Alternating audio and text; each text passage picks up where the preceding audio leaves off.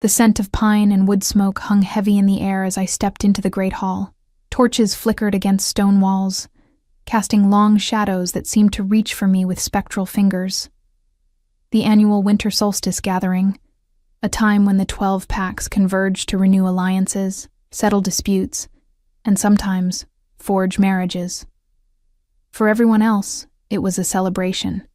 For me, it was the beginning of my vengeance. I tucked a strand of pale blonde hair behind my ear, feeling exposed despite the crowd. No one noticed me, of course. I was Charlotte Reed, daughter of the disgraced former beta of the Silverstone Pack. My father's execution 5 years ago, ordered by King Elijah Blackclaw himself, had left my mother and me ostracized, surviving on the fringes of pack life. We were ghosts among our own kind, tolerated, but never truly seen. My fingers closed around the silver pendant hidden beneath my simple blue dress. My father's last gift to me, a wolf with sapphire eyes, identical to mine. "Remember who you are," he'd whispered the night before his death.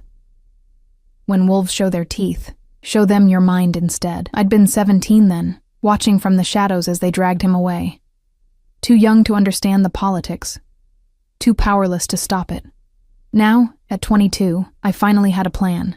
"Charlotte." A familiar voice pulled me from my thoughts. Maya, my only friend, appeared beside me with 2 goblets of mulled wine.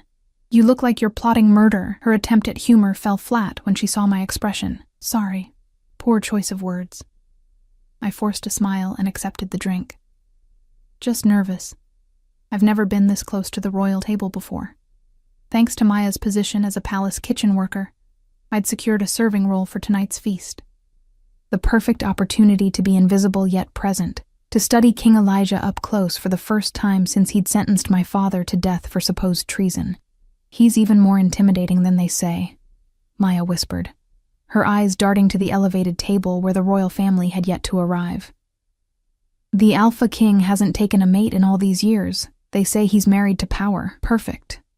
A man incapable of love would never suspect someone pretending to fall for him. Just remember what I taught you about serving etiquette," Maya continued. "And whatever you do, don't make direct eye contact with any of the royals, especially not." The massive doors swung open, and the hall fell silent. The temperature seemed to drop several degrees as King Elijah Blackclaw entered, flanked by his personal guard. Even from across the room, his presence was suffocating. Raw power rolled off him in waves that made the candles flicker. He was taller than I remembered, broad-shouldered and impossibly handsome in a cruel way, with sharp cheekbones and eyes dark as midnight. A scar ran from his temple to his jaw, a testament to battles won and enemies defeated. "Eyes down," Maya hissed. But I couldn't look away. This was the man who had destroyed my family, who had branded my father a traitor without a proper trial, the man whose blood I had sworn to spill. As if sensing my hatred, his gaze swept across the room and locked with mine. For one terrifying moment, I forgot how to breathe. His eyes narrowed slightly, a flicker of curiosity, or was it recognition, crossing his features before he moved on. "You just broke the first rule," Maya groaned quietly. "Let's hope he doesn't remember your face." On the contrary, I thought. I wanted him to remember. It was the first step of my plan. Become visible to him, then indispensable, then irreplaceable. And finally, when he trusted me completely, I would reveal who I truly was as I watched his empire crumble. My father's name would be cleared, and Elijah Blackclaw would know the pain of betrayal. The feast began in earnest, with servers weaving between tables laden with roasted meats, winter vegetables, and freshly baked bread. I moved mechanically, filling goblets and removing empty plates, always keeping the king in my peripheral vision. He rarely spoke, merely nodding at those who approached his table with nervous reverence. Occasionally, he would lean toward his brother, Prince Dominic, whose easy smile contrasted sharply with the king's permanent scowl. "Next round," the head server announced, pushing a tray of dessert wines into my hands. "Royal table." My heart hammered against my ribs as I approached the elevated platform. Up close, King Elijah was even more intimidating. A golden crown nestled in his raven black hair, the rubies catching firelight like drops of blood. His hands were those of a warrior, scarred knuckles and long fingers that could snap a neck as easily as they lifted his goblet. I moved around the table with practiced grace, filling each cup without meeting anyone's eyes. When I reached the king, my hands trembled slightly. "You're new." His voice was deep, unexpectedly soft. I froze, my gaze fixed on the dark red liquid streaming from the pitcher into his cup. "Yes, Your Majesty, look at me." The command left no room for disobedience. Slowly, I raised my eyes to his. Up close, I could see that what I had thought were black eyes were actually the deepest shade of green. Forest after rainfall, mysterious and ancient. "What's your name?" he asked, studying me with uncomfortable intensity. "Charlotte, Your Majesty." "Charlotte?" he repeated, as if testing how my name felt on his tongue. "You seem familiar." Behind me I could feel the stares of other courtiers, curious about this unusual exchange. The king rarely acknowledged servants. "I don't believe we've met, Your Majesty." I lied smoothly. I would remember such an honor. Something darkened in his expression. Suspicion, perhaps. Before he dismissed me with a slight nod. I retreated, my heart racing with equal parts fear and triumph. He had noticed me. The bait was taken. As the evening progressed, I felt his gaze return to me several times. Each look was a burning weight between my shoulder blades, and I wondered if he was trying to place me, to remember where he might have seen the daughter of the man he had executed. "The king keeps watching you," Maya whispered when we met by the kitchen doors. "Did you say something wrong?" I shook my head. "Nothing of consequence." "Well, he's summoned Lord Xavier now. They only talk when there's trouble." I followed her gaze to see Elijah deep in conversation with an older man whose silver-streaked beard couldn't hide his grim expression. Lord Xavier had been my father's closest friend before turning against him at the trial. Another name on my list. The festivities continued late into the night, with traditional dances and performances by traveling musicians. I was clearing a table near one of the massive fireplaces when I overheard a conversation that made my blood run cold. "The northern borders are restless again," a man's voice said quietly. "The rogues are organizing under a new leader." "Fools. Don't they remember what happened to the last one?" his companion replied. "Reed's public execution was meant to be a warning." "Perhaps. But this one claims to have evidence that Reed was innocent, that the real traitor still sits at the king's table." I nearly dropped the plates I was holding. Evidence of my father's innocence? After 5 years of believing I was alone in my quest for justice, could there be others who knew the truth? "Such talk is dangerous," the second voice warned. "The king has spies everywhere, which is why I'm leaving for the north tomorrow. If there's even a chance." A heavy hand fell on my shoulder, and I spun around to find one of the king's personal guards looming over me. "The king requests your presence," he stated flatly. "Now." Maya shot me a panicked look from across the room, but there was nothing she could do. Had he somehow overheard my thoughts of vengeance? Had he finally recognized me as the daughter of the man he'd killed? The guard led me through a side door and down a long corridor I'd never entered before. My mind raced with possibilities, none of them good. We stopped before an ornate door carved with the royal crest. "Wait here," the guard instructed before slipping inside. Alone in the hallway, I considered running. But where would I go? My mother depended on the meager coins I earned. Fleeing would only confirm any suspicions and endanger her too. The door swung open, and the guard motioned me inside. The king's private study was surprisingly austere. No gold or jewels, just dark wood, leather-bound books, and maps covering one entire wall. King Elijah stood by a window, his back to me, a glass of amber liquid in his hand. "Leave us," he commanded, and the guard departed without a word. For several long moments, he said nothing, just stared out at the snow-covered mountains visible in the moonlight. I stood perfectly still, my heart hammering so loudly I was certain he could hear it. "Do you know why I've summoned you, Charlotte?" he finally asked, still not looking at me. "No, Your Majesty," I replied, keeping my voice steady despite my fear. He turned then, his expression unreadable. "You're lying." My mouth went dry. "I don't understand. I never forget a face," he interrupted, moving toward me with predatory grace, especially not one that looked at me with such hatred on the day I executed her father. I couldn't breathe, couldn't think. My carefully constructed plan was collapsing around me before it had truly begun. He circled me slowly, like a wolf stalking wounded prey. Charlotte Reed, daughter of Nathaniel Reed, the beta who sold pack secrets to our enemies and cost 37 wolves their lives. His voice was cold, clinical. Did you think I wouldn't recognize you? That I wouldn't remember the girl with ice-blue eyes who swore vengeance as they dragged her away? I lifted my chin, abandoning all pretense. If this was to be my end, I would face it with dignity. Then you know why I'm here. To my surprise, a ghost of a smile touched his lips. To kill me, I presume. How are you planning to do it? Poison seems the most likely choice for someone of your limited abilities. I haven't decided yet, I answered truthfully. I wanted you to know who I was first. I wanted you to understand why you deserved it.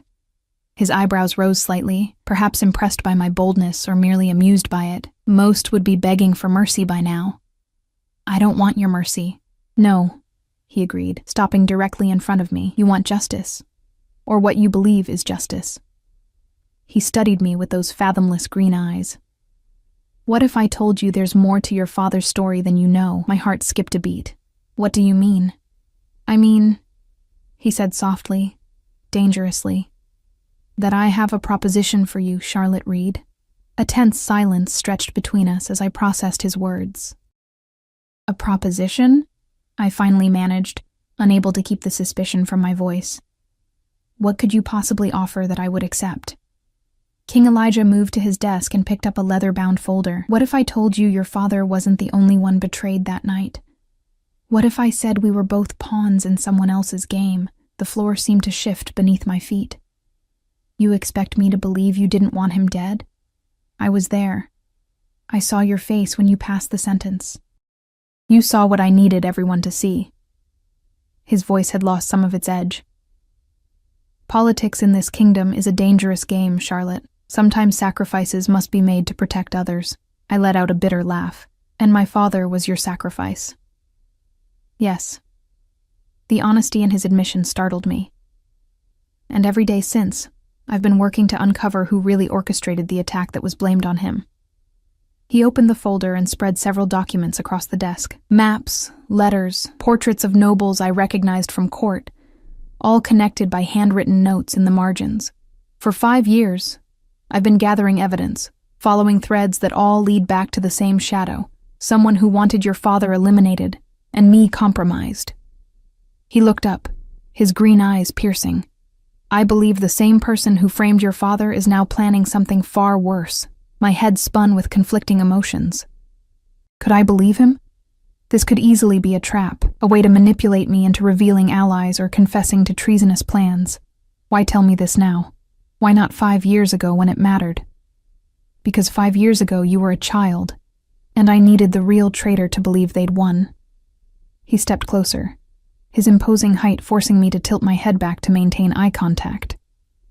And because now, I need your help. I scoffed. My help?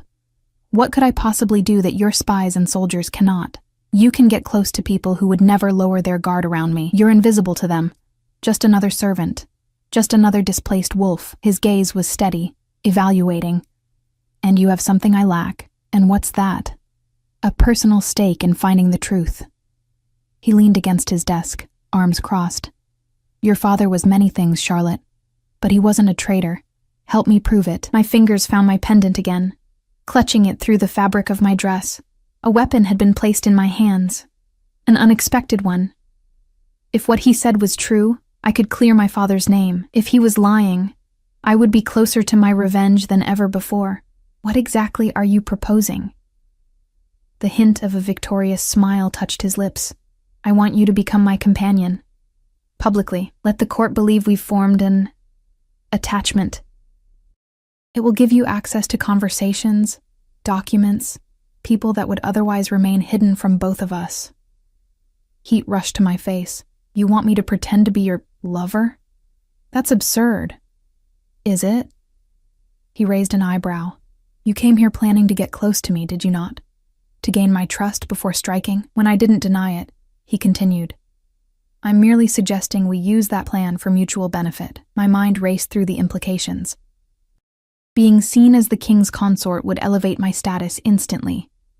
Doors would open, secrets would be shared in my presence. I could learn not just about my father's case, but about the king himself, his weaknesses, his routines. And if I refuse, then you leave this room under guard and never return to the palace. His tone was matter of fact. I can't allow an admitted would-be assassin to roam freely, no matter how justified her grievance might be. It wasn't much of a choice. Return to my mother empty-handed, perhaps even endangered her with my failed plot, or accept this devil's bargain. If I do this, I chose my words carefully. I want access to all the information you have about my father's case. No secrets. Agreed. And my mother needs to be protected. Moved somewhere safe. Away from those who might use her against me, he nodded. Already arranged. I've had a cottage prepared on the eastern border of my personal estate. She'll be comfortable and well guarded. My eyes narrowed. You were that certain I would agree? I was certain you would do whatever it takes to clear your father's name. He moved toward a cabinet and removed 2 crystal glasses, filling them with the same amber liquid he'd been drinking. I recognized the look in your eyes earlier tonight. It's the same one I see in the mirror every morning. He offered me one of the glasses, a peace offering, or perhaps a test. 2 unexpected alliances, he said, raising his glass slightly. I hesitated before accepting it, our fingers brushing momentarily. A shock of awareness traveled up my arm, surprising me with its intensity. This doesn't mean I trust you, I said, not touching the liquid to my lips. Good. He took a sip from his own glass. Trust should be earned, not given. Remember that when you're among the vipers of my court. The liquor burned pleasantly as it went down, warming me from the inside. I set the glass aside, still wary. How do we begin this charade? Tonight, actually. He glanced at an ornate clock on the mantel. The feast continues, and my prolonged absence with a beautiful servant will already be noted. Rumors will spread by morning. Beautiful. The word felt strange coming from him, clinical, like an observation of fact rather than a compliment. You should know, I said, needing to make one thing perfectly clear, that no matter what we pretend in public, I haven't forgiven you for your role in my father's death. Something flickered in his eyes, regret, perhaps, or simply acknowledgement. I haven't forgiven myself either. A knock at the door interrupted us. The king straightened immediately, his vulnerable expression vanishing behind the cold mask of authority. Enter, he commanded. Prince Dominic appeared, his relaxed demeanor shifting to surprise when he saw me. Brother, you're missed at the... His eyes darted between us, taking in my flushed cheeks and the 2 glasses. Ah, I see you're... occupied. Dominic, this is Charlotte, King Elijah said smoothly. She'll be joining us at court for the foreseeable future. The prince's eyebrows shot up, but he recovered quickly, offering me a warm smile that contrasted sharply with his brother's permanent intensity. A pleasure, Charlotte. Any friend of my brother's is welcome here. I curtsied awkwardly, uncertain how to behave in this new role. Your Highness? Please call me Dom. Everyone does, except his royal seriousness here. He jerked a thumb toward Elijah, who looked distinctly unamused. You've managed what many have attempted, Charlotte. My brother rarely takes personal interests. It was unexpected, I replied truthfully. The best things often are. Dominic's eyes twinkled with mischief. I'll inform the guests you've been detained by urgent matters of state. He winked before backing out of the room. When the door closed, I released a breath I hadn't realized I was holding. Your brother seems indiscreet, irreverent, Elijah supplied, rubbing his temple. Dom has many qualities, but subtlety isn't among them. I was going to say kind, I corrected. Yes, that too. Something softened in his expression. He's the better man between us, always has been. The admission surprised me, a crack in the impenetrable facade of the Alpha King. If we're to convince people this is real, Elijah continued, all business again, we need to establish some guidelines, There will be expectations about how we behave together in public. My stomach tightened. What sort of expectations? Nothing inappropriate, he assured me, perhaps noticing my discomfort. But there will need to be a certain familiarity between us. My taking interest in someone after all these years will be scrutinized endlessly. Any inconsistency could raise suspicions. I nodded stiffly. I understand. Do you? He stepped closer, his scent enveloping me. Pine and spice, and something uniquely him. When we're in public, you'll need to look at me not with hatred, but with affection. You'll need to smile when I enter a room, lean into my touch, laugh at my rare attempts at humor. My throat went dry at his proximity. And you? What will you do? Whatever is necessary to sell the illusion. His voice had dropped lower, including this. Slowly, deliberately, he reached out and tucked a strand of my pale blonde hair behind my ear, his fingers lingering against my cheek. It was a simple gesture, yet strangely intimate, my heart hammered traitorously against my ribs. See? He murmured. Not so terrible, is it? I forced myself to remain still, to not flinch away from his touch. I'll manage. Good. He withdrew his hand. Because starting tomorrow, you'll be moved to the royal wing. New chambers, new clothes, new identity. Lady Charlotte, distant cousin to the Eastwood pack, here for the winter season. Won't people question my sudden appearance? Few would dare question anything I do, he said with a hint of arrogance. Those who might already know better than to do so openly. He moved to a writing desk and quickly penned something on a piece of parchment, sealing it with wax and his signet ring. Give this to the head housekeeper. She'll see you situated tonight and begin the transformation tomorrow. I accepted the sealed letter, reality setting in. I had entered this room as a servant with vengeance in my heart, and would leave it as… what exactly? A spy? A pawn? A fake consort to the man I'd sworn to destroy? One last thing, Elijah said as I turned to leave. Trust no one with the truth. Not servants, not guards, not even my brother. The enemy we seek has eyes everywhere. You still haven't told me who this enemy is. His expression darkened. Because I don't know yet, but they've been moving pieces on the board for years, and I believe they're finally ready to strike. Your appearance might draw them out, force them to accelerate their plans. You're using me as bait, I realized. We're using each other, Charlotte. His voice was unapologetic. Just be careful what you wish for in your quest for vengeance. You might find the truth more painful than the lies you've built your hatred upon. As I left the king's study, my mind whirled with new possibilities.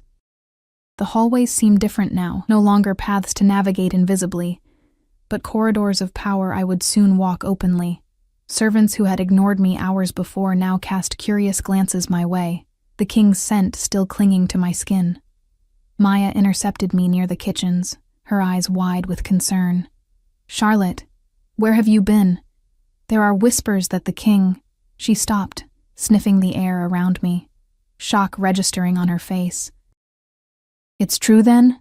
You and him? I glanced around to ensure we weren't overheard. It's complicated, Maya. Complicated, she hissed. He's the Alpha King, the man who…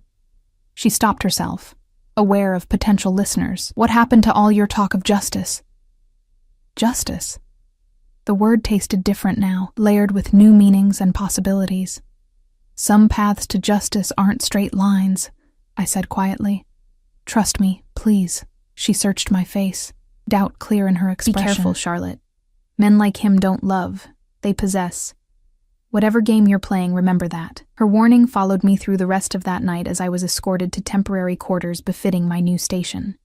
As I lay in a bed softer than any I'd known, staring at an ornate ceiling, I clutched my father's pendant. I'm doing this for you, I whispered to the memory of him, for your name, for the truth. But as I drifted toward sleep, it was Elijah's green eyes that haunted me. Not with the cruelty I'd always imagined, but with shadows of regret that mirrored my own. Morning arrived with a flurry of activity. Before the sun had fully crested the mountains, 3 royal attendants swept into my temporary quarters, arms laden with fabrics, cosmetics, and jewelry. The transformation from servant to lady began without preamble. His Majesty requests your presence at the morning council, announced the oldest of the three, a stern-faced woman who introduced herself as Lady Helena.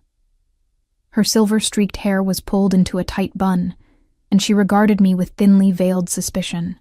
We have precisely 2 hours to make you presentable. I bit back a retort as they stripped away my simple clothes and replaced them with layers of finery.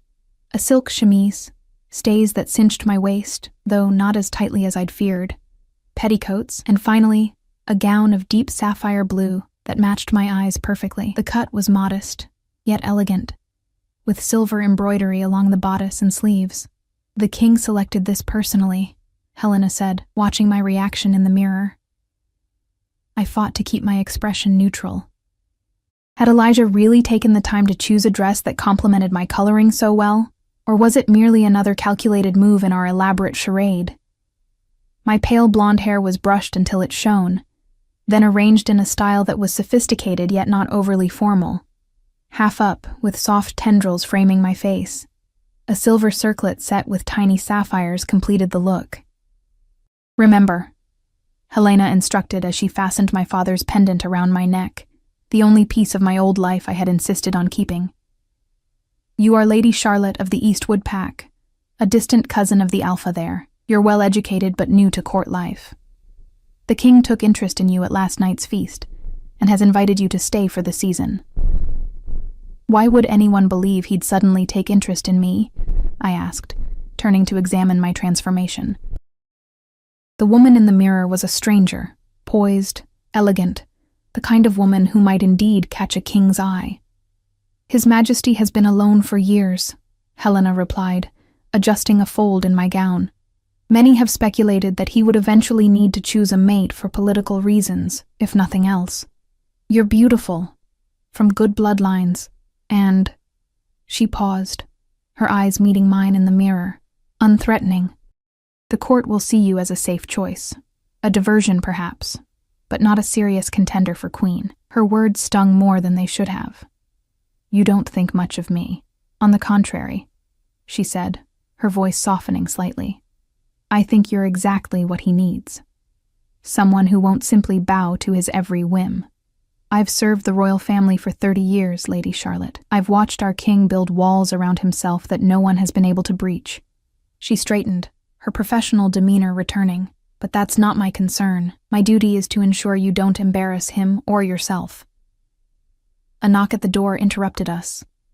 Prince Dominic entered without waiting for permission, a broad smile lighting his face when he saw me.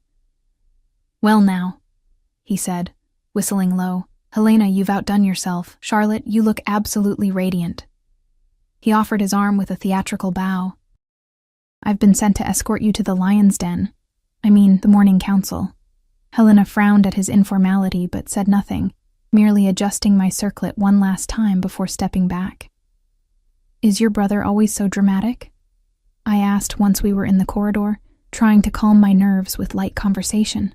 Dominic laughed, the sound warming the cold stone hallway. Elijah, dramatic. Only in his brooding silences and withering glares, he patted my hand where it rested on his arm. But I suspect you'll see sides of him others don't. Already have, I'd wager. I felt heat rise to my cheeks. We barely know each other. Sometimes that's all it takes. His expression turned uncharacteristically serious. He's different with you, you know. I saw it last night. A spark I haven't seen in him since before our parents died. The mention of his parents caught me off guard. What happened to them? Dominic's steps faltered slightly. You don't know? I assumed Elijah would have told you. They were assassinated 10 years ago during peace negotiations with the Southern Territories. Elijah was only 23 when he took the throne. I was barely 20. My mind raced to adjust this new information. The king had lost his parents to violence just as I had lost my father. Perhaps his understanding of my pain wasn't feigned after all. I'm sorry, I said, meaning it. That must have been difficult for you both. It changed him, Dominic said quietly. He was different before, still serious, still responsible, but he laughed sometimes, trusted people. He squeezed my hand. That's why seeing him with you last night was significant. We stopped before massive double doors carved with the royal crest. Two guards stood at attention, their expressions impassive. Deep breath, Dominic advised. They'll be curious, some hostile, others fawning. Just remember, the only person whose opinion matters in that room is my brother's. The doors swung open, and a hush fell over the crowded chamber. At least 30 nobles and military leaders sat around a long table, with King Elijah at its head, poring over maps and documents. All eyes turned to me. Elijah looked up, and for a brief moment, something almost like relief flashed across his features before his usual stoic mask returned. He rose, and everyone else scrambled to stand as well. "Lady Charlotte," he said, his deep voice carrying easily across the room. "Thank you for joining us. Please." He gestured to an empty chair that had been placed at his right hand, a position of honor that caused several council members to exchange glances. I crossed the room with measured steps, conscious of every pair of eyes tracking my movement. When I reached Elijah, he took my hand and brushed his lips across my knuckles, a formal greeting, yet performed with an intimacy that sent a ripple of whispers through the assembly. "You look beautiful," he said, just loud enough for those nearby to hear. "Thank you, Your Majesty," I replied, lowering my eyes as Helena had instructed, demure, respectful. "Elijah, please," he corrected, offering me the ghost of a smile, at least in more private settings. More whispers erupted, and I caught the scowl on Lord Xavier's face. My father's former friend turned accuser. Seated several places down, he made no attempt to hide his displeasure. As I took my seat, Elijah's hand rested briefly on my shoulder, a possessive gesture for our audience. But I felt a gentle squeeze of reassurance before he returned to his place. "Now that we're all present," he began, "let us continue. General Thorne was updating us on the situation at the northern border." A broad-shouldered man with a weathered face stood. "As I was saying, Your Majesty, the rogues have grown bolder. 3 of our patrols have been attacked in the past month. They're organized and well-armed, unlike typical rogue packs." "Casualties?" Elijah asked. 6 dead, 15 wounded. We've strengthened our presence there, but they seem to have inside knowledge of our movements." "Suggesting a spy," Lord Xavier interjected, his cold eyes flicking briefly to me. "Or poor operational security," countered a younger noble I didn't recognize. As they debated strategies and suspects, I observed silently, mapping the dynamics of the room. Some council members clearly held more sway than others. Some seemed genuinely concerned about the border situation, while others appeared more interested in the political implications. And nearly all of them stole curious glances at me throughout. "Lady Charlotte," Lord Xavier suddenly addressed me, interrupting a detailed report on supply lines. "You hail from the Eastwood territories, I understand.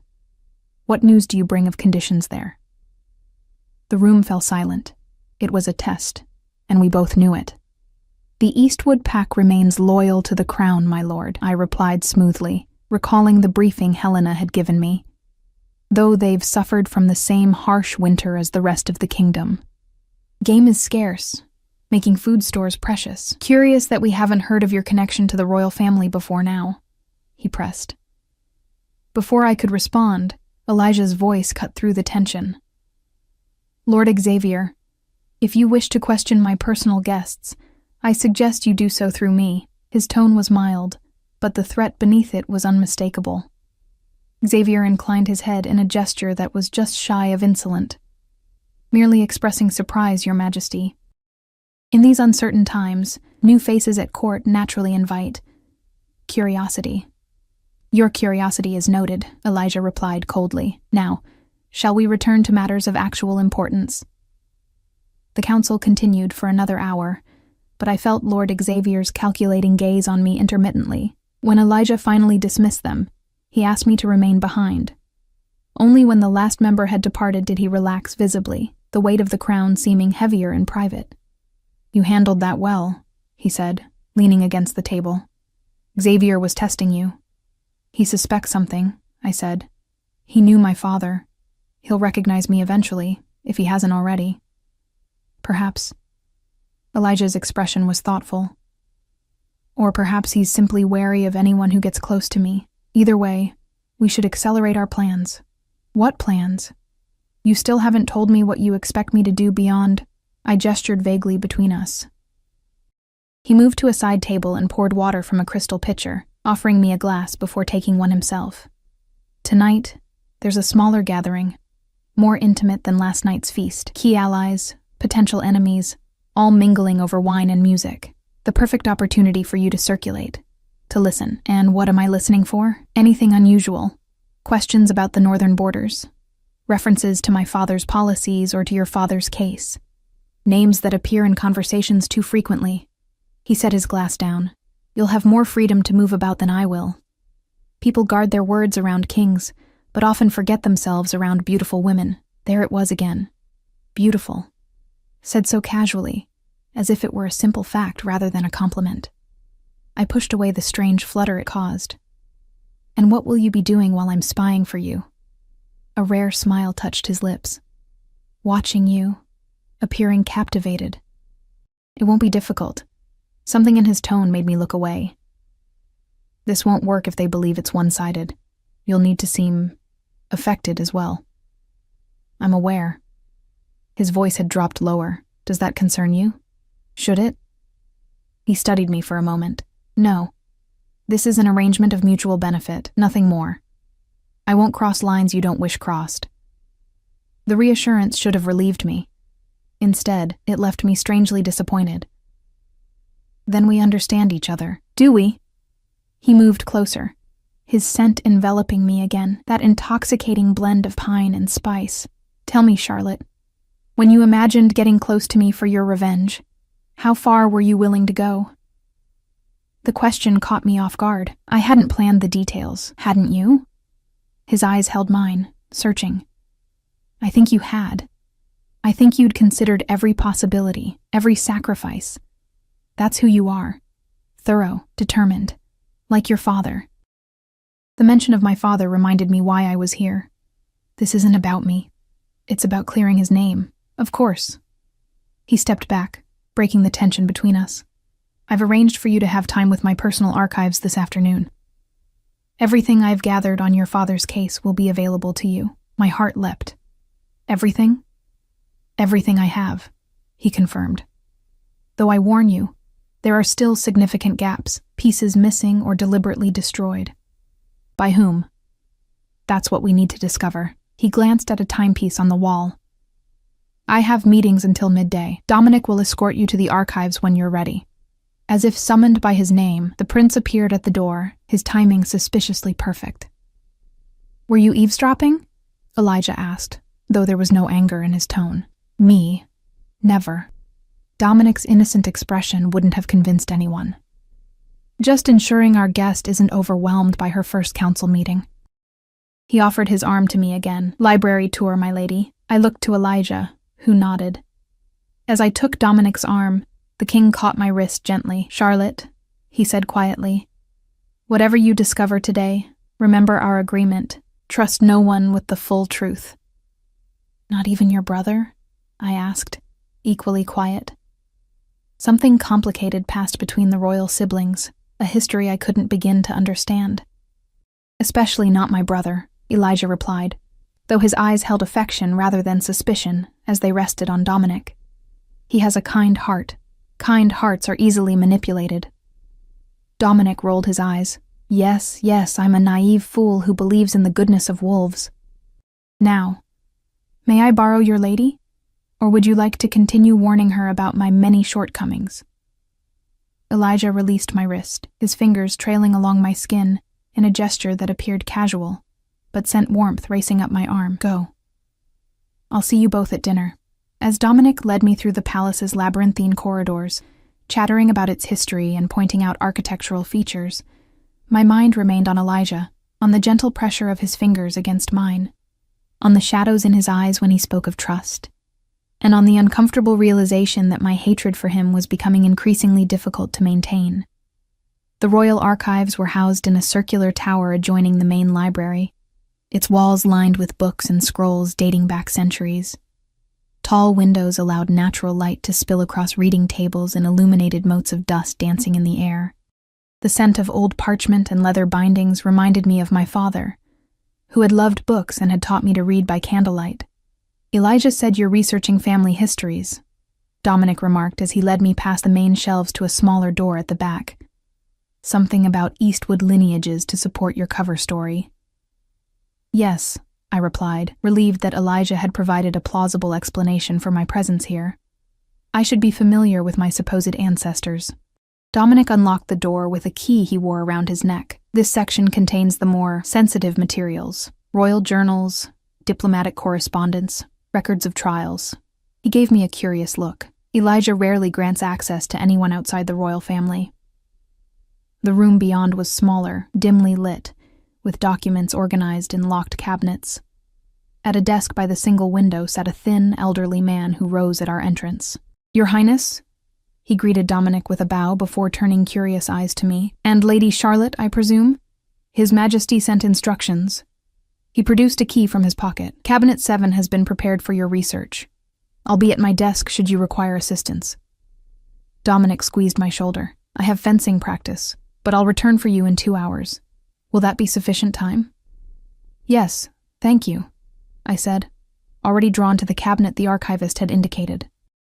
Once alone with the elderly keeper, I opened Cabinet 7 to find several folders neatly arranged. The topmost bore my father's name in elegant script: Nathaniel Reed, Trial Proceedings. With trembling fingers, I carried it to a reading table. For 5 years, I had played this moment over in my mind, finding proof of my father's innocence. Now that it was before me, I feared what I might learn. The first pages contained the formal charges: treason, conspiracy, providing intelligence to rogue packs that resulted in a coordinated attack on 3 border outposts. 37 wolves had died. I knew this much already. What followed were witness testimonies: guards who claimed to have seen my father meeting with strangers in the forest, financial records showing unexplained payments to his accounts, coded letters allegedly found among his possessions.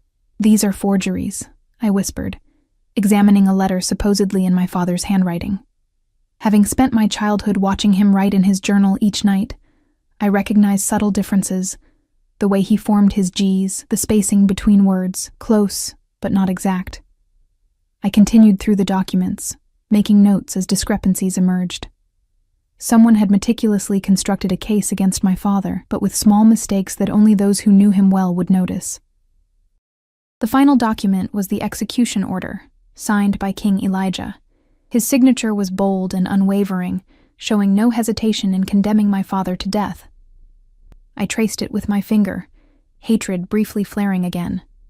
"Did you find what you were seeking, my lady?" the archivist asked, suddenly beside me. I closed the folder quickly. "Just beginning to understand the complexities of court history," I replied with a forced smile. "These records are remarkably detailed." "Indeed." His rheumy eyes studied me with uncomfortable intensity. "History is written by those who survive to tell it. Wouldn't you agree?" There was something in his tone that gave me pause. "Sometimes the truth lies buried between official accounts," I ventured. A thin smile crossed his face. "Precisely why His Majesty suggested you might also be interested in Cabinet 12. He produced another key. "Personal journals of the previous royal advisor, Lord Thaddeus. Never formally entered into the official record."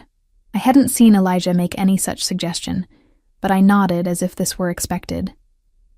"Thank you." Cabinet 12 contained a single leather-bound journal. Unlike the formal records, this was personal. Hurried handwriting, ink blots, margin notes. I opened to a random page and felt my breath catch. August 17th. Another meeting with X. Claims he has proof of Reed's innocence but demands absurd price. Young king too stubborn to pay, insists on more evidence, afraid time running short, execution date set. I flipped forward several pages. September 2nd. Execution proceeded despite my counsel. The king believes justice was served, but I fear we've played into enemy hands. Reed's daughter caused scene, had to be removed. Something in her eyes troubles me. Same determination as father. My heart pounded as I turned to the final entries. October 15th. King suspects council leak. Investigating quietly. Must be cautious. X has ears everywhere. Evidence suggests frame was elaborate, possibly years in planning. Why Reed? What was true target? October 30th. This will be final entry. Discovered connection between attack and old mining contracts. Northern Territories not random target. Someone wanted those lands. Needed Reed removed as he was investigating irregularities. Taking evidence to King tonight. The journal ended abruptly. I closed it, mind racing. According to palace records, Lord Thaddeus had died of heart failure in his sleep that November, just days after his final entry. Too convenient to be coincidence. I glanced at the archivist, who appeared absorbed in his own reading. Had Elijah deliberately arranged for me to find this journal? If so, it confirmed parts of his story. Someone had framed my father, and they had silenced those who discovered the truth. Mining contracts, Northern Territories. These were new threads to follow. I returned to Cabinet 7, searching for records of mining operations. Among economic reports, I found references to rich iron deposits discovered in the Northern Territories just months before the attacks that my father was blamed for. The lands had belonged to several smaller packs who had been decimated in the violence, their survivors scattered, and who had acquired those mining rights afterward. A consortium led by none other than Lord Xavier. The realization hit like a physical blow. Lord Xavier, my father's friend, his accuser at trial, and now a beneficiary of his death. It seemed too obvious, too convenient. Was he truly the architect of my father's downfall, or another pawn in a larger scheme? I was so absorbed in the documents that I didn't hear Dominic return until he spoke directly behind me. Found anything interesting? I startled, quickly closing the folder. Just trying to piece together family connections, I said, reverting to our cover story. Dominic's expression was sympathetic. Family histories can be complicated, full of secrets and old wounds. He helped me gather the materials. Dinner will be served soon. Elijah asked me to escort you to your new permanent quarters first. They've been prepared while you were here. As we left the archives, I felt the archivist's knowing gaze following us out. He had given me the journal deliberately, suggesting he knew more than he revealed, another potential ally, or another threat. My new chambers were located in the royal wing, just down the corridor from the king's own suite, a placement that would certainly fuel court gossip. The rooms were spacious and elegant, decorated in soft blues and silvers. A balcony overlooked the frozen lake beyond the palace walls, mountains rising majestically in the distance. These were our mother's rooms, Dominic said quietly, as I took in the luxury around me. They've been closed since her death. Elijah refused to let anyone use them. Until now. The significance of this wasn't lost on me. Why would he place me here? Dominic shrugged, but his eyes were thoughtful. Perhaps because they're secure, connected to his chambers by a private passage. He nodded toward an unobtrusive door partially hidden behind a tapestry. Or perhaps because he wants to make a statement about your importance. Elijah doesn't do anything without purpose. After Dominic left, I explored the rooms more thoroughly. Beautiful gowns filled the wardrobe, jewelry glittered on the dressing table, and a steaming bath had been prepared in the adjoining bathroom. Everything arranged to transform me completely into Lady Charlotte, the king's new favorite.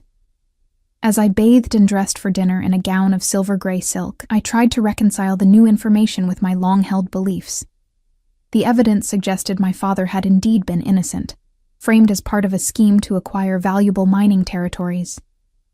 Lord Xavier was implicated, but was he the mastermind, or merely part of a larger conspiracy? And what role had Elijah truly played? Had he been complicit, merely negligent, or another victim of manipulation? A soft knock at my door interrupted my thoughts. A young maid entered with a small wooden box. "From His Majesty," she said, curtsying. "For tonight's dinner." Inside lay a delicate silver bracelet set with sapphires that matched my pendant. A note in Elijah's strong handwriting accompanied it. "To complete the illusion, E." The bracelet was beautiful, tasteful rather than ostentatious. I fastened it around my wrist, noting how perfectly it complemented my father's pendant. Another calculated move by the king, or something more thoughtful. I was still contemplating this when another knock came, firmer this time. Elijah himself stood at my door, resplendent in formal attire, a midnight blue jacket with silver embroidery that complemented my gown as if coordinated. "May I escort you to dinner?" he asked. his eyes taking in my appearance with quiet appreciation. "Thank you for the bracelet," I said as he offered his arm. "It wasn't necessary." "It was," he countered. "Details matter in deception. The court expects certain behaviors from a king pursuing a potential mate." The word mate sent an unexpected flutter through my stomach. "Is that what they believe? That I'm a potential queen? Some do. Others think you're merely a diversion." His voice lowered as we approached the dining hall. "Let them speculate. Their assumptions will lower their guard around you." The private dining room held about 20 guests, the inner circle of the court. All conversation ceased as we entered, every eye assessing our matched attire, my place on the king's arm, the new jewelry adorning my wrist. Elijah led me to the seat at his right hand, again a position of honor that raised eyebrows. As servers poured wine and brought the first course, he maintained subtle contact, his hand occasionally brushing mine, his attention conspicuously focused on me rather than the usual matters of state. "You're very convincing," I murmured during a moment when others were distracted by a servant's presentation of an elaborate dish. "Is that surprising?" he replied, his voice equally low. "I've had years of practice concealing my true thoughts, and what are your true thoughts right now?" His eyes met mine, something vulnerable flickering in their depths. "That revenge and justice rarely walk the same path, that you deserve the truth about your father whatever it costs me." The unexpected honesty caught me off guard. Before I could respond, Lord Xavier's voice cut through our private exchange. "Lady Charlotte, you must tell us how you captured our king's attention so thoroughly. Many have tried and failed over the years." All eyes turned to us, awaiting my response. It was a trap. Either I would fumble the details of our supposed meeting, or I would sound presumptuous about my relationship with the king. Elijah's hand found mine under the table, a reassuring pressure. "Perhaps I should answer that, Lord Xavier," he said smoothly. "Lady Charlotte possesses qualities rarely found at court: honesty, integrity, and the courage to speak her mind, even to a king." "How refreshing," Xavier replied, his smile not reaching his eyes. "Though one wonders if honesty is truly what a ruler needs. Some truths are better left buried." The double meaning wasn't lost on me. I squeezed Elijah's hand before releasing it, determined to prove my value in this dangerous game. "I believe truth is like a river, my lord," I said, meeting Xavier's cold gaze directly. "It may be diverted for a time, even forced underground, but eventually it finds its way to the surface." I raised my wineglass slightly. "Don't you agree?" A tense silence followed before Dominic broke it with a laugh. "Well said, Lady Charlotte." To truth, then, however uncomfortable it may be. Others raised their glasses, the moment of tension passing into general conversation, but Xavier's eyes remained fixed on me, calculating and suspicious. I had made an enemy tonight, or rather, confirmed one I already had. As dinner progressed through multiple courses, I circulated my attention among the guests as Elijah had instructed, listening more than speaking. I learned that the northern border situation had worsened in recent weeks, that several council members opposed Elijah's plans to renegotiate treaties with neighboring kingdoms, and that Lord Xavier had quietly acquired more land near the contested mining territories. Throughout the evening, I was acutely aware of Elijah's presence, his attention returning to me between conversations, the subtle touches that maintained our charade of attraction. What disturbed me was how natural it felt, how easily I responded to his manufactured affection. By the time dessert was served, the wine and rich food had created a warm, languid atmosphere. Musicians played softly in the corner, and some couples had begun to dance in the adjoining salon. Elijah leaned close, his breath warm against my ear. "Dance with me," he said, loud enough for those nearby to hear. "I've neglected my duties as host long enough." As he led me to the center of the salon, other dancers discreetly moved aside, giving us space. His hand settled at my waist, firm yet respectful, while the other clasped mine. The music shifted to something slower, more intimate. "You've made an impression tonight," he murmured, as we moved in perfect unison, as if we had danced together countless times before. "Xavier is rattled." "Good," I replied, focusing on the conversation rather than the distracting warmth of his body near mine. "I found something in the archives today. connections between my father's case and mining contracts in the north. Xavier's name was prominent. Interest sharpened his gaze. Tell me everything later. For now. He pulled me slightly closer as the music intensified. Remember, we're being watched. His hand splayed possessively across my lower back, our bodies nearly touching. I could feel the strength in him, the carefully controlled power. My heart beat faster, and I told myself it was merely the exertion of dancing. Charlotte, he said, voice dropping lower. Look at me as if I've said something that pleases you. I lifted my eyes to his, summoning a warm smile that I hoped appeared genuine. To my surprise, it didn't feel entirely forced. Better, he approved. Now laugh softly, like I've whispered something amusing. I complied, letting out a quiet laugh that came more easily than expected. His answering smile transformed his usually stern features, making him appear younger, almost carefree. You should do that more often, I said without thinking. What? Smile. It suits you. Something shifted in his expression, surprise, followed by a hint of genuine pleasure. Perhaps I've had little reason to until recently. The music drew to a close, but he didn't immediately release me. For a moment we stood suspended in our own world, the watchful eyes of the court forgotten. Then reality intruded, as applause broke the spell. I should mingle more, I said, stepping back slightly. Isn't that my purpose here? A flicker of something, disappointment, crossed his face before he nodded. Of course. We'll speak later about what you discovered.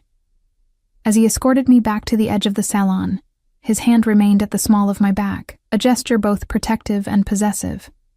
And despite everything, despite knowing it was part of our performance, I found myself leaning into his touch, which made me wonder who was truly being deceived in this dangerous game we played.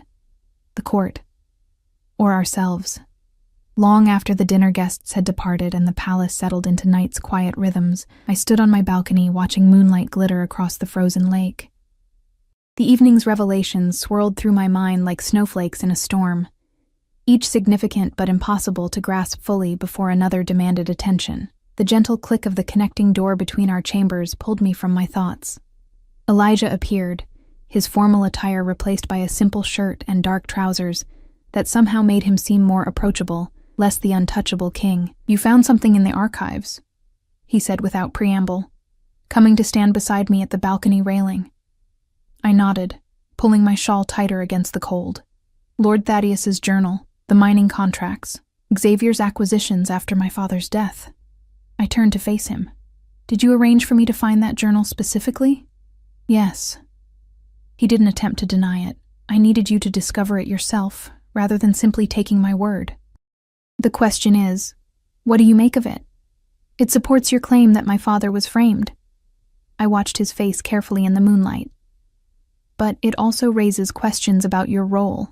Thaddeus tried to warn you that my father might be innocent. You proceeded with the execution anyway.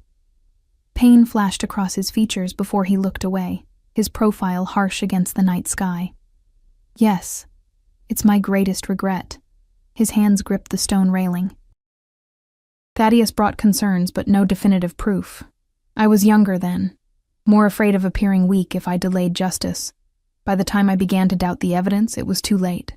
And Lord Thaddeus's convenient death shortly after was no coincidence, Elijah confirmed. I believe he was murdered for getting too close to the truth. By then, I had learned to be more cautious in my investigations. Xavier is involved, I said. The mining rights, his testimony against my father, his position on your council, yet something doesn't feel right, Elijah interrupted, voicing the doubt I'd also felt. Xavier is ambitious, greedy even, but orchestrating something this complex? Creating false evidence convincing enough to fool an entire tribunal? He shook his head. He's a follower, not a planner. Someone else was guiding him. We fell silent, both contemplating the moonlit landscape before us. Despite the chill, I found his presence strangely comforting, a stark contrast to the hatred I'd nurtured for so long. Did you learn anything useful at dinner? He finally asked. Fragments, nothing concrete. I recalled the various conversations. The northern situation is worse than you've publicly acknowledged. Several council members mentioned supply routes being compromised. and Lady Serena hinted that her husband has been meeting privately with delegates from the Eastern Territories. His eyebrows rose. That's actually quite useful. Lord Bennet has no official diplomatic role with the East. He studied me with new appreciation. You have good instincts for this. My father taught me to listen more than speak, I admitted. He said truth often hides in casual conversation. A wise man. Elijah's expression softened. You must have been close to him. He was my hero. The admission felt raw, vulnerable. When they dragged him away that night, he looked at me one last time. Do you know what he said? I hadn't shared this with anyone, not even my mother. He said, "Remember who you are. Not goodbye. Not a proclamation of innocence. Just a reminder to stay true to myself." Elijah's hand covered mine on the railing, warm despite the frigid air. He would be proud of you, Charlotte, your courage, your determination. They honor his memory. The unexpected kindness brought tears to my eyes. I blinked them away, unwilling to show such weakness. What happens now? Xavier suspects something. He was watching me all evening. Now we accelerate. Elijah's voice took on a new urgency. Tomorrow night is the winter moon celebration. The entire court will gather in the sacred grove for the traditional ceremony. I know of it, I said. The winter moon ritual was an ancient tradition when pact bonds were renewed and new alliances formalized. What does that have to do with our investigation? It's the perfect opportunity. His eyes held mine, intense and determined. The confusion, the crowds, the symbolic timing. Whoever is behind the conspiracy will likely make their move soon. They'll have no choice but to act with us, seemingly growing closer. A shiver that had nothing to do with the cold ran through me. You're still using me as bait. Us, he corrected. We're using each other, remember? I wasn't sure that distinction still held true, but I nodded anyway. What do you need me to do? Be seen with me. Be convincing. His gaze dropped briefly to my lips before returning to my eyes. And be vigilant. Watch for unusual behavior, unexpected alliances, anything out of place. And if we do uncover who framed my father, what then? The question that had plagued me since our arrangement began finally escaped. What justice can there be after 5 years? Public exoneration, restoration of your family's honor and position. His voice was firm, assured, and punishment for those truly responsible. And us? The words slipped out before I could stop them. What happens to this? His expression shifted, something unreadable passing through his eyes. This alliance ends when justice is served. You'll be free to rebuild your life however you choose. Of course. This was always meant to be temporary, a means to an end for both of us. Why then did the thought of it ending leave me feeling hollow? We should rest, Elijah said after a moment, stepping back. Tomorrow will test us both. I nodded, suddenly aware of how tired I was. Good night, Your Majesty. Elijah, he reminded me softly. In private, at least, I'd prefer you use my name. Good night, Elijah, I amended, the intimate use of his name still foreign on my tongue. He reached out, tucking a wayward strand of pale blonde hair behind my ear, just as he had that first night, but this time, his touch lingered. His fingers trailing along my jawline with a gentleness that seemed at odds with his formidable reputation. Good night, Charlotte, he murmured, before withdrawing to his own chambers. I remained on the balcony long after he'd gone, my skin still warm where he'd touched me, my heart beating a confused rhythm. This was not part of the plan. I had come to the palace seeking vengeance, not whatever this unfamiliar feeling was. My father's pendant felt heavy against my skin, a reminder of promises made and justice still unsealed. I remember who I am, I whispered to the night, but even as I said it, I wondered if that was still entirely true. The winter moon celebration transformed the palace grounds into a wonderland of ice sculptures and silver lanterns. Snow had fallen fresh that morning, covering the bare trees in crystalline beauty and muffling sounds across the vast gardens. As twilight descended, hundreds of wolves in human form gathered, wrapped in furs and finery, their breath clouding in the crisp air. I stood at Elijah's side as he addressed the assembled court, my arm linked through his, playing my role as the king's chosen companion. My gown was white as the snow around us, trimmed with silver fur, and he had gifted me with a circlet of silver set with moonstones that caught the light with every movement. For generations, our packs have gathered under the winter moon to renew our bonds, Elijah's voice carried across the hushed crowd. Tonight we honor those traditions while looking toward the future. His speech continued, eloquent and measured, but my attention was divided. Something felt wrong, a tension beneath the ceremonial atmosphere that had nothing to do with our charade. Guards seemed more numerous than usual, positioned strategically throughout the crowd. Dominic, typically relaxed, stood alert and watchful near his brother, and Lord Xavier was nowhere to be seen. When the formal address concluded, the traditional procession to the sacred grove began. Located a quarter-mile from the palace, the ancient circle of 12 stone monoliths had served as a gathering place for wolves since before written history. Elijah led the way, my hand still firmly in his, with nobles falling into line behind us, according to rank and status. "Xavier's missing," I whispered, my words masked by the crunch of snow beneath our feet. "I know," Elijah replied, his expression remaining pleasantly neutral for any observers. "And 3 of his closest allies requested leave this morning to attend to urgent family matters. That can't be coincidence." "No." His hand tightened around mine. "Stay close tonight. Something's coming." The path to the grove wound through snow-laden pines, illuminated by torches that cast dancing shadows across our procession. Despite the beauty, I felt increasingly uneasy. The forest seemed too quiet, devoid of the usual night creatures. We reached the clearing where the ancient stones stood like silent sentinels. Moonlight poured down, turning the snow to silver and bathing the gathering in ethereal light. At the center stood an altar of white marble, upon which traditional offerings would be placed, symbols of pack prosperity and unity. Elijah released my hand, as protocol required him to approach the altar alone. I took my designated position with other high-ranking members of court, scanning faces, looking for anything amiss. The ritual began with the lighting of 12 fires, one between each stone monolith. Then came the offering of symbolic gifts, a silver goblet of wine for prosperity, a branch of evergreen for endurance, a wolf's fang for strength and protection. As each alpha or representative placed their offering, they renewed vows of loyalty to the crown. It was during Lord Bennett's approach that I noticed it, a subtle movement in the shadows beyond the firelight, then another. The fine hairs on my neck rose in warning. I wasn't the only one who sensed danger. Dominic had shifted closer to his brother, one hand casually near the ceremonial dagger at his belt. Guards had tensed, hands moving toward concealed weapons. Lord Bennett reached the altar, placing his offering before Elijah. But as he straightened, his eyes met the king's with none of the expected deference. Instead, his lip curled in unmistakable contempt. "For the North," he said, voice carrying in the sudden stillness, "for justice too long denied." Everything happened at once. Bennett lunged for Elijah with a dagger that hadn't been there a moment before. Dominic shouted a warning, and from the darkness of the surrounding forest, figures emerged, wolves in human form, armed and moving with deadly purpose. An attack, coordinated and unexpected, timed to the moment when tradition left the king most exposed. Without thinking, I moved, shoving through the frozen crowd toward the altar.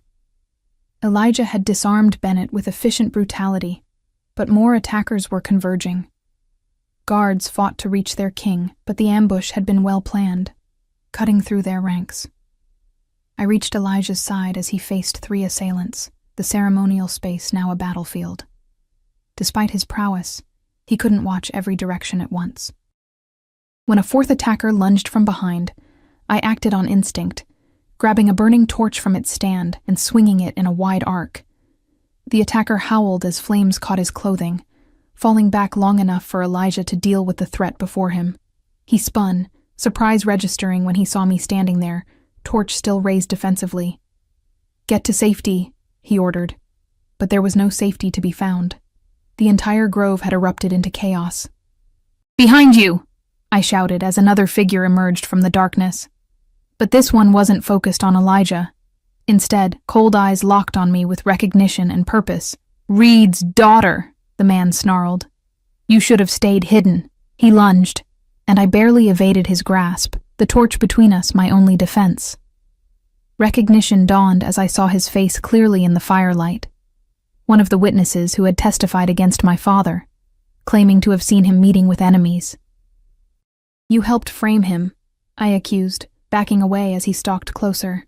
"I followed orders," he replied, with chilling indifference.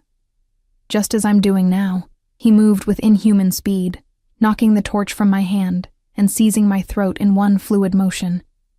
As darkness edged my vision, I clawed desperately at his grip. "Let her go." Elijah's voice cut through my fading consciousness, deadly with rage. The pressure released suddenly, and I collapsed to my knees, gasping for air. Through watering eyes, I saw Elijah standing over my attacker's now prone form, blood staining the snow between them. He pulled me to my feet, hands quickly assessing for injuries. "Are you hurt?" I shook my head, still unable to speak, as fighting continued around us. The royal guards had regained control of much of the grove, but skirmishes still raged at the perimeter. "We need to get you out of here," Elijah said, keeping me close as he scanned for the safest route.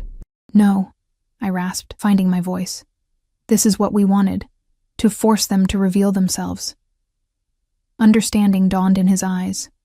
"You're right, but not at the cost of your safety." Before I could argue further, an agonized shout drew our attention. Dominic staggered backward from the edge of the clearing, an arrow protruding from his shoulder. Behind him, emerging from the trees like a nightmare-given form, came Lord Xavier, flanked by a dozen armed men. "The brother first," Xavier announced coldly, "then the king. The old order falls tonight."